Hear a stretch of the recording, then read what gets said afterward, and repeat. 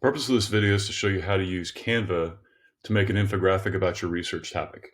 So your first step is going to be to go to canva.com, and then you can sign up with Google. So just use your Springville account.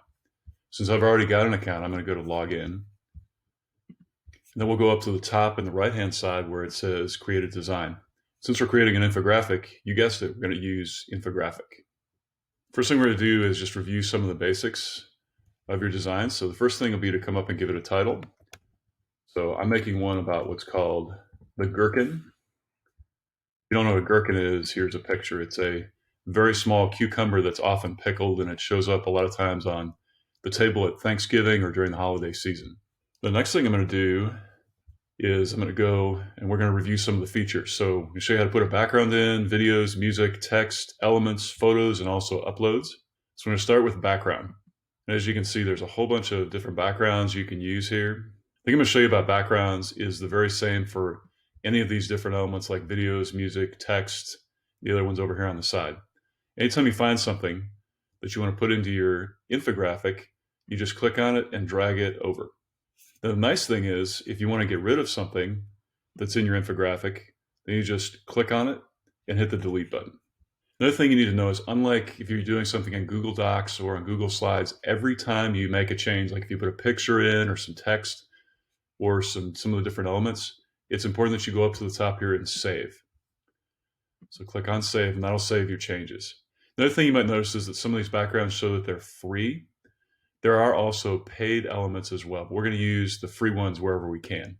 So now we're going to look at some of the other things you can put in. So we're going to work our way up the list here. So you can click on videos. And if I search by my topic here, it'll pull up some videos. You see how these say pro on them? There are some quick video clips that I could put in. You'll see it'll tell you how many seconds long they are.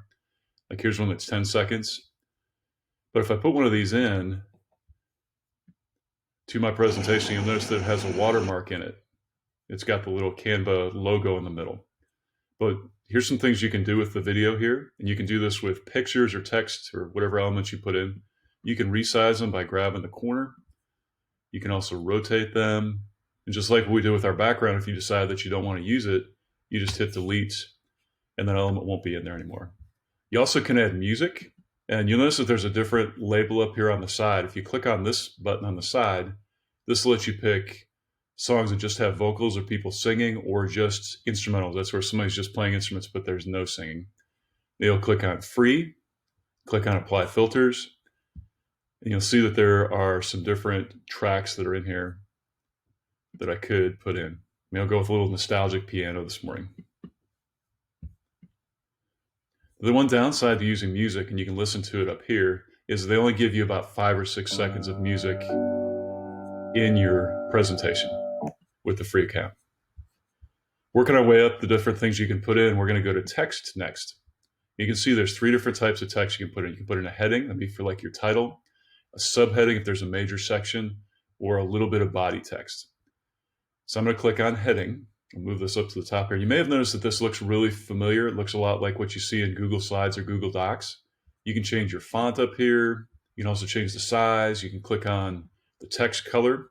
Since gherkins are green, I'm going to use kind of a green font. I'll enter my title. And then I might put a subheading in here too. And one of the things I found out from my research, where I've already done my KWL, and I've also, since I'm doing description, I've already done my graphic organizer for this topic. Depending on your topic, your graphic organizer will make it look a little different. One of the things I figured out is that the gherkin is also called the gooseberry gourd. So I'm going to grab this text and copy it, and I'll go back in here and paste that in there. So the fonts match, so it looks real good. I'm also going to just make it that same color green. Next thing that's on the list over here is you can add elements. And elements are really good things to use for putting lines in or shapes or frames around the different parts of your text and the different research that you've paraphrased. And elements are really good to help organize the information that you've found in your research. You can see you put lines in, and if you click on the color up here and change that color so it all kind of matches there. A couple of other elements that might be of interest, you can put in shapes. You notice most of those are free. You can also put frames or grids, gradients, some of these different things. So I'm going to search by comments up here. I might use this free one to put in some of the facts that I learned. And then I'm going to go back to my graphic organizer that I've already completed. I might put in this one here: gherkins are small spike-covered cucumbers. And I can copy that. And then text works really well with the different elements. So I might come down here, that text in there. I'm going to go ahead and change this to green so it matches. So I want to be all matchy-matchy today.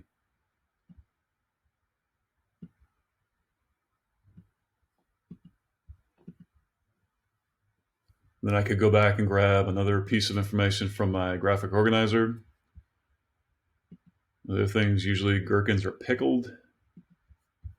Then I'll copy that. Then we're going to use a little bit of body text. That's usually the best one for different facts that you found in your research that you've already paraphrased.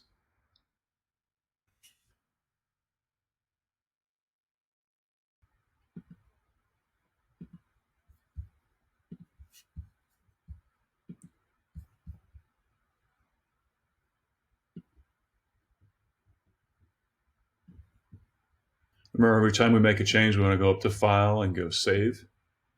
Then you also have access to photos. And so I'm going to search in here for gherkins. That's my topic. And you'll notice that most of these are pro images, because they've got that little icon on there. And you can use these. The only thing is when you put one of these in, so if I put a picture of gherkins in there, you'll see that it comes up with that Canva watermark on there. So another thing I know, gherkins are kind of like pickles. They're kind of like small pickles. So I might also search by pickles. The free one. I'm going to put that in up here next to some of my facts. The last part that you can do, we've already looked at videos, photos, music, text. You can also go to uploads. And if you click on upload media, if you have a picture that you've already got from your Google Drive that you've taken, you could also put this in here. So I'm going to search for gherkins since I took a picture of something I had in my refrigerator this morning. You can click on that and then you can add that into your infographic. Now, the other thing that needs to go on your infographic, besides all of your paraphrased facts from your research, is we're also going to put our citations. So I'm going to go back to my KWL where I have my 2 sources. I'm going to take those and I'm going to copy them. I'm going to put those down at the bottom. So I'll go to text, add a little bit of body text. Then I'm going to use that green color in here and I'm going to make that a little bit smaller. And I'll move that down below to the very bottom. One other thing you can do too is, you notice it says 34%. You can also zoom in down here so you can see a little bit better some of the features and different text elements that I have in my infographic. And I also want to go back and save every time that I make a change as well. But that's a little bit about how you can use Canva to showcase your research in an infographic.